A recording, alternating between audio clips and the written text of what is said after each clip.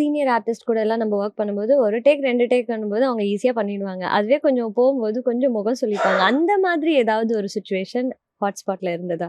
MS Bhaskar sir வந்து ஒரு single shot ஒன்று இருக்கு. இப்போ கேமரா வந்து இங்கே ஸ்டார்ட் ஆகும்.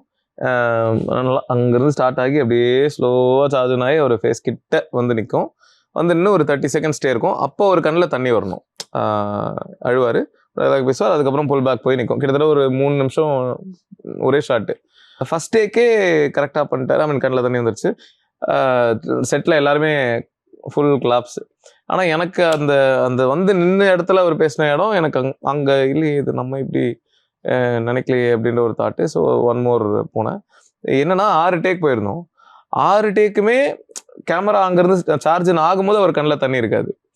இங்கே வந்து நிற்கும் போது இங்கே ஷார்ட் ஸோ கிளிசரின் போட முடியாது, ஏன்னா இங்கே தான் அழணும். 6 டேக்லையுமே கரெக்டாக அங்கே வந்து கேமரா நிற்கும் போது அந்த இடத்துல அழுத ஒரு கண்ணில் தண்ணி வந்தது. அது ஒரு பயங்கரம். அது எப்படி அவர் பண்ணுறாரு அதை அப்படின்றது தெரில. எங்கள் எல்லாருக்குமே பார்க்கவே பயங்கர மேஜிக் மாதிரி இருந்தது. ஸோ அது ஒரு செம்ம ஃபீலாக இருந்தது.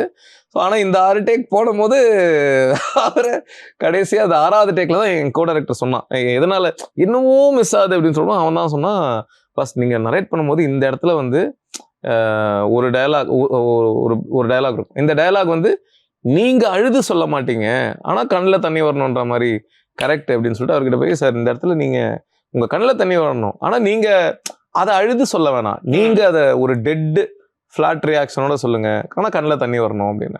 அதை ஃபைனல் டேக்கில் தான் அது நடந்தது. ஸோ அந்த டேக் எனக்கு சாட்டிஸ்ஃபைடு, ஓகே அப்படின்னு.